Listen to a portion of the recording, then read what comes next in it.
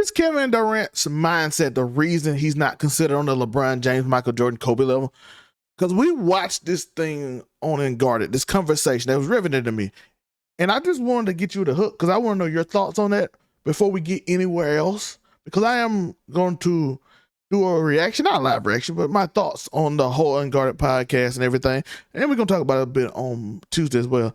But I just want to get your thoughts on how do you feel about how Kevin Durant explained himself. You know what I mean? How he went through his thought process on everything from want to be in the trenches to the must to needing this certain type of players and all that. I don't know your thoughts. Let me know.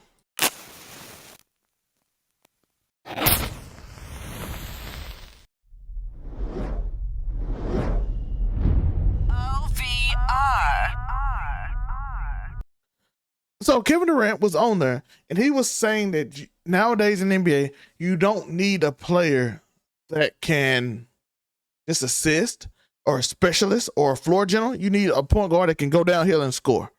In which Van Fleet, rightfully so, as a playmaker type point guard, said, I can do what you say, but you ain't never played with a player like me to make your life easier.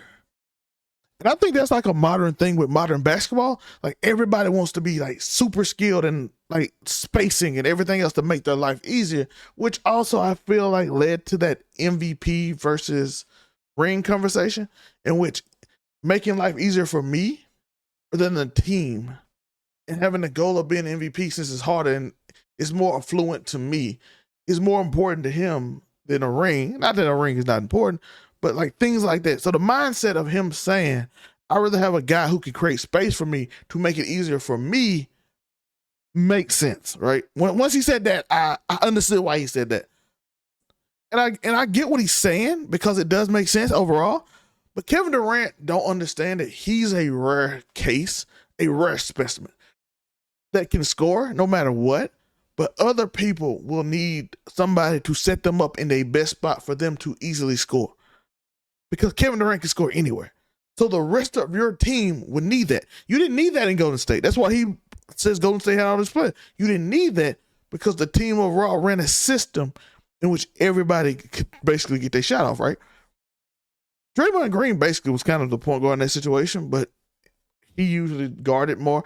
It was a whole scenario with that and a bunch of specialists, but that's an elite level team. That's a 73-9 team versus every other team that you were added on. That's what I'm saying. It's 73-9. You were added on to a 73-9 team. Of course that team had that. So when you hear that, it kind of lends credence to the you ride the bus but you don't drive it comments. But basketball IQ wise, he's not wrong for his gifts, right? He is perfectly right. But that thought process also why I don't think he would be a good coach, why I don't think he would be a good GM.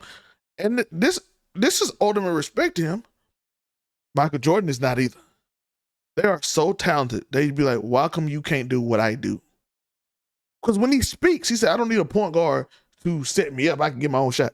Sir, you're one of the few people that no matter who guards you can get your own shot. Ain't that many people can do that. You're one of one in terms of you. Wemby can get his own shot, but I'm pretty sure Wemby likes when somebody get him in his spot.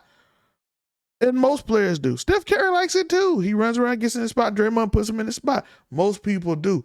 You, just like Michael Jordan, just like certain other players, Tracy McGrady, James Harden, we don't need no one to set us up. Just get in there, cause havoc where that guy doesn't have to guard me. Where they double team Steph Curry, I get my shots off. They have to guard James Harden. They have to guard Russell Westbrook. They have to guard these people, and I get my shot off. But he's in that rarefied air that he can do that. He can average 35 in his sleep. Most people can't do that. So to him, this makes perfect sense. To me, it makes perfect sense for him. But as an NBA team, if I was a GM, there's no way that works in my mindset, right? No way. I want people that can make plays. I want people that can playmate. You want a point guard. Rondo won championships not that long ago with the Lakers because he can playmate. He set people up. That's what he does. That's what he did. It makes life easier for other players. It didn't make life easier for LeBron. It made life easier for everybody else. By the way, when they won, Draymond was a similar thing. Draymond was the playmaker. Was he quite who all those other people were? No, but he's a playmaker. He did his thing, you know what I'm saying? That's what Draymond did. So my whole thing on that is, I get it. Coming from him, it makes sense. The idea makes sense. But as a winning team, I don't know about that. And then he had conversation about James Harden versus Dwayne Wade, and that James Harden and that Dwayne Wade, young flash, was a penetrator. But I'm like, but that goes against your original statement that you need floor spacing, because he didn't have that many floor spaces. He did say they had shooters, but James Posey was shooting 27%. Like, I remember that one specific because James Posey shot off in that series, even from long range. Most of the people wasn't shooting well in that series. It was all Dwayne Wade he had Shaq in the paint, clogging it up. He just made plays. And that comes to that era versus 2000 versus now. Could Jordan score 40? Yes, Jordan could. Jordan could score 40 points right now if he wanted to. Because, again, floor spacing is important. Jordan didn't have a lot of floor spacing. He had one shooter most of the time, whether it was Mitch Richmond, Steve Kerr, John Paxton, and then a bunch of people who clogged the paint. He had Horace Grant. He had certain players that did certain things. You know what I mean? So that's that. You know what I mean? So it's a lot into that. But again, this is not a shot at me taking at Durant, by the way. It's not a shot. I know it sounds like it, but I just want to say, as a basketball team itself, it might not be the best. But for Kevin Durant, absolutely. If I have to learn less one-on-one and I can get my shot off, it helps the team because I'm that great of a player. Like I said, it's the same thing with Michael Jordan. Michael Jordan probably wants something easier like that.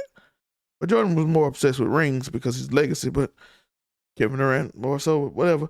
But Jordan would want that too. Like, it's that mindset that if you can make my life easy and I can get more points because you make my life easy, it's good. Durant's not worried about, if old boy can score on his own. In his mind, in his kind of delusion, in a way, everybody should be able to do it. And he'll say it's not, like, I know I'm more skilled than other people. No, it's like a real thing. Really talented people tend to think that other people should be able to just do what they do and be like, maybe they not blessed as me, but they should be able to figure it out, right? And I think that's why I say, when I said the bus comment, I think he's so talented that he figured everybody else should be able to do what he do to some degree. And if you don't, as he stated, if you're the specialist, if you're one of these people who just playmaking can't score because everybody got to score, and you just have this certain thing, and you just sit down on defense and everybody can move their feet because it's easy. This mindset of his is because he honestly believes that if you can't do somewhat what he does, kind of don't need to be in the league with me. Because, again, he's so talented, right? He's so talented.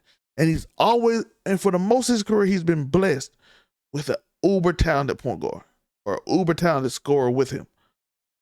Has there ever been a time where he didn't have a super scorer with him?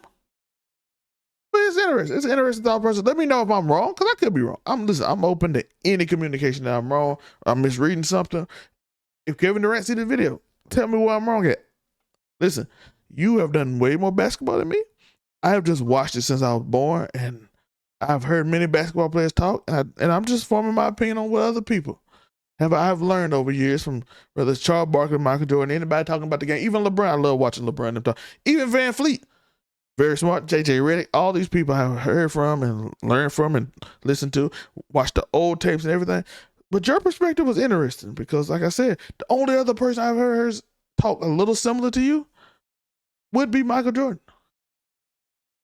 But that's it. So that's praise to me, but at the same, because you're so gifted. But I can see, like I said, I can see what he's saying for himself. But for some mortals in the world, I don't know how well that works. Let me know y'all thoughts in the comment section.